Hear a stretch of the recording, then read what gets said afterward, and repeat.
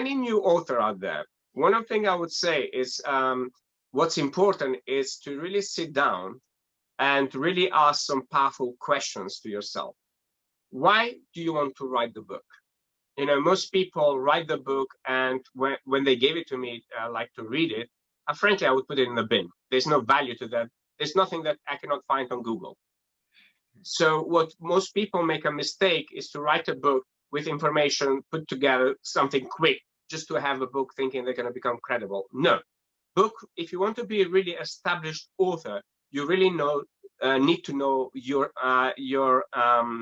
topic and your expertise, and then create a unique view of what that expertise is, that you become authentic in what you teach, and it's yours. It's not something you picked up somewhere and then you put it together into a book. So new authors, I would say to you, no matter who you are, you have a story. Now, always think about it. What is the business you can create out of that? Because most of the authors who write, they have no idea what they can do with a book. So it's essential for you to understand. Most people say to me, I'm just doing it for others. Reality, nobody is doing it for others. First and foremost, everybody who does anything, you do it for yourself. You know, I break that illusion straight away. But most people love to play that illusion in their head and with other people. You know, I do it because I want to help somebody. First and foremost, when you go on the plane, you put your mask on yourself. You help yourself, then you can help other people. So, you know, by helping myself through 30 years, I now can go globally and help as many people as I can. So I always say, think about those basic questions. Why are you writing a book? What kind of business you want to develop? What kind of ideas you want to develop? What kind of processes? What kind of methods you want to develop? And most importantly, when you finish your draft, hire a professional editor and hire the best. I always believe in hiring the best. I saw that you hired a book coach. Absolutely. So when I actually did one mini MBA with Dent Global, which is becoming a key person of influence, I met my publisher in there, Mindy Gibbons-Klein. And reality is, I made the decision that it's been with me for almost 43 years. Since I was a child, when I wanted to write the book. So this is when I made the decision, and I turned around to her and I said, you know, I'm a great coach, but I need somebody to coach me. And I need the best to help me get the wisdom I have and create those processes and methods. And I hired Mindy for about 5 days to really go through my ideas of what I have and basically instruct also her how I wanted Path to Wisdom. Because Path to Wisdom is not just any book. Actually, energetically, if you pick it up, will give you a different energy. And what I wanted in there, I also wanted to be in color. So when actually you read it, and the color I've chosen, it's white and blue. White is the color of healing and purity, and blue is the color of communication and our third chakra.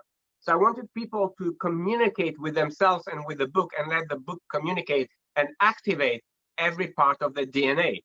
So for me, having a book coach was extremely important for then later on to create my own processes, because I knew where to put them, how to slide them, and how to put the whole story together.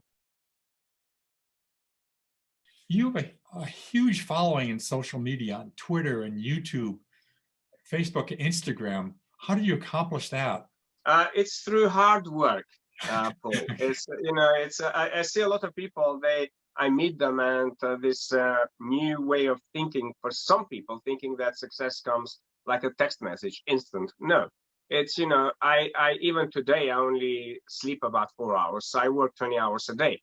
And when you serve so many people, when you have so many consultations, when you had millions plus copies of your books sold, people get drawn to you, especially if you teach what you teach. It's authentic, has integrity, and you have the person who you're serving in your heart, meaning you serve from your heart with a tremendous authenticity and integrity, and you have this calling in you to be able to awaken every quantum in them so they can thrive in life, so they can turn any obstacles into opportunities.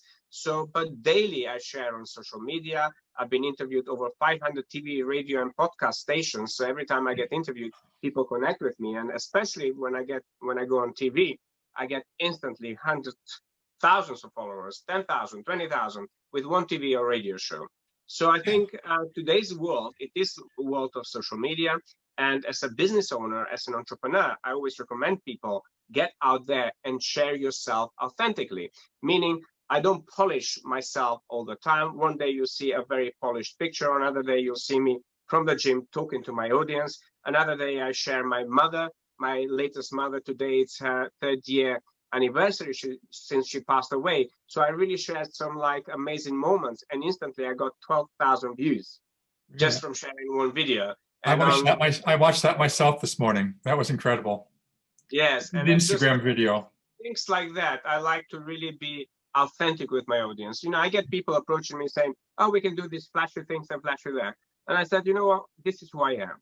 And I want to be real with my audience, and I want to share authentically, because, you know, it's been very hard to achieve this kind of success I'm enjoying today.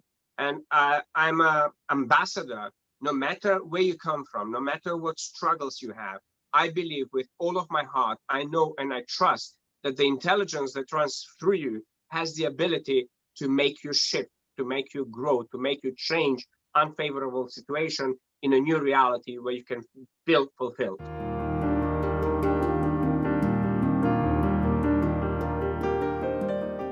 Would you share with us any advice that you would have for new writers? Oh, sure, sure. One, I would say a big one is to ignore the naysayers. And that can be the voice in your own head, you know, a voice from someone from your past, or it can be someone right there in front of you. I know that when I was writing my first book, I was so excited about it, getting the information out there. And I didn't know anybody. I didn't know any editors. I just sent it out cold. And my husband at the time, he said, "Why are you wasting your time on that? Nobody knows who you are. You're a nobody. You know, that's never going to get published. You're a nobody." And it would have been so easy for me to kind of crawl back, you know, into my shell. But I thought, no, this information has to get out there. It's really important. I was very passionate about it. And so I sent it off, and I think it was the second publisher. I had success, and all these 12 books, I mean, none of that could have happened if I had listened to the naysayers. And I also, for those who write nonfiction, I have a little bit of a trick that I like to share that I learned. I didn't do this trick because by the time I learned it, I had already published books. But I think it would have been a great way in, is that many publishers, they don't want to take a chance on a first-time author. And it's kind of like that.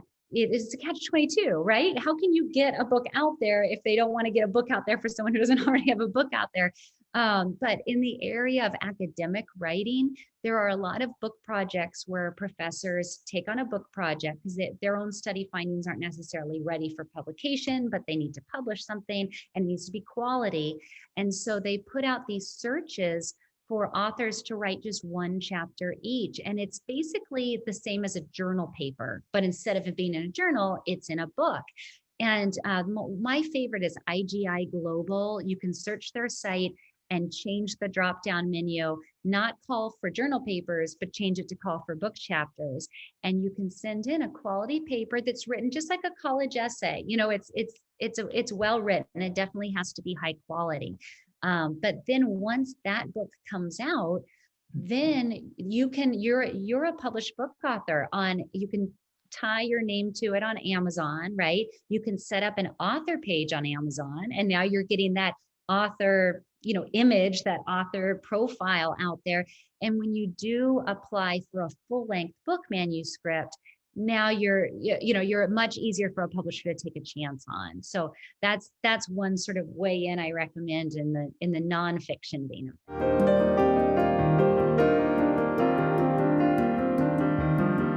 would tell new writers to just keep at it, don't give up, don't get discouraged, know your grammar.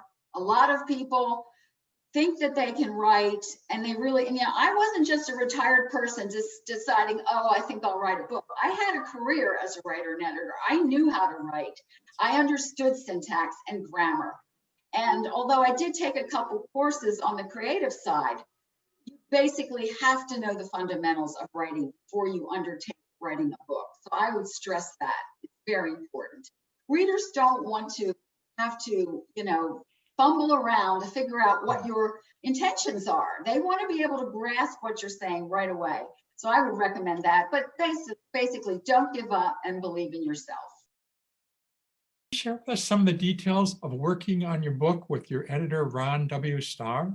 Yes, I loved working with an editor. As you know, the old adage that all writers need an editor. Of course, I was no exception. So Ron Starr, I came to know him when I lived in Mexico for a year or so. My husband lived in Mexico, and I lived in Mexico for a year. And he was a former editor for Reader's Digest in Canada. And he basically, I like detail, but you can't have too much detail in a book. It distracts from the storyline.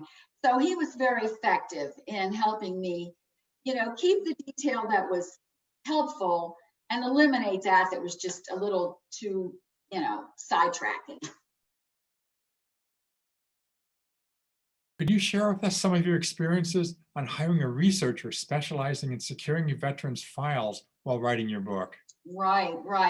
I hired Golden Arrow Research. He's a gentleman out there in St. Louis, which is where the military personnel records are kept in a facility there. Now, all of the World War II military veterans records burned in a fire in 1974. So the gentleman that runs this service, he lives there and he does a really good job of finding what he can find.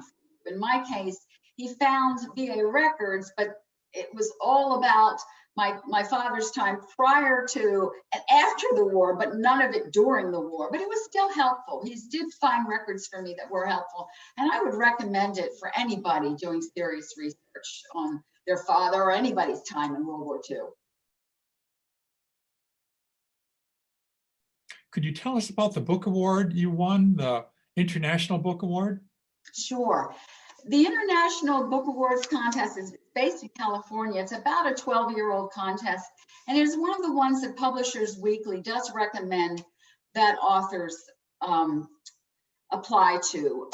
Some of the contests, there are just thousands out there, and some of them aren't that well regarded. This one, as I say, was recommended by Publishers Weekly, and it was very gratifying. Now, I did not place #1 in my category, which was military history. I came in as second with another book. But the guy that did win #1, he also won another award. So I took that as a pretty good sign that, I did pretty well. You also got a 5-star rating on Amazon. Yes. Thank you for bringing that up. It's very, very gratifying. As I say, I always knew I could write, and having my readers love my book is what I care about more than anything else. So it's very, very gratifying. And I will tell you, they are not all my friends on there. There are people that have bought my book and have read it that I know a few of them, but I don't know all of them. So it's a legitimate rating.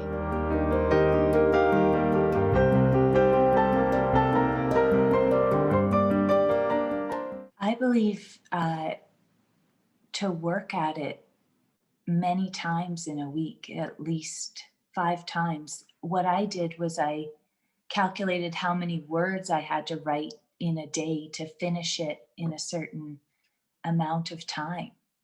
And to not give up if it's something you really want to pursue, and to keep going at it and to go after it. Okay, so you were really disciplined then. You did some each day, like in the morning, you maybe come in each morning and write something. After work, I worked at least 2 hours, 5 days a week. And then on the weekend, I would work at least 4 hours on it. But the whole process of publishing it, going through the editor, after I spoke to the editor initially, I had added a bunch of pages, and then she had a bunch of questions and went back and forth. So the whole thing did take about 3 years.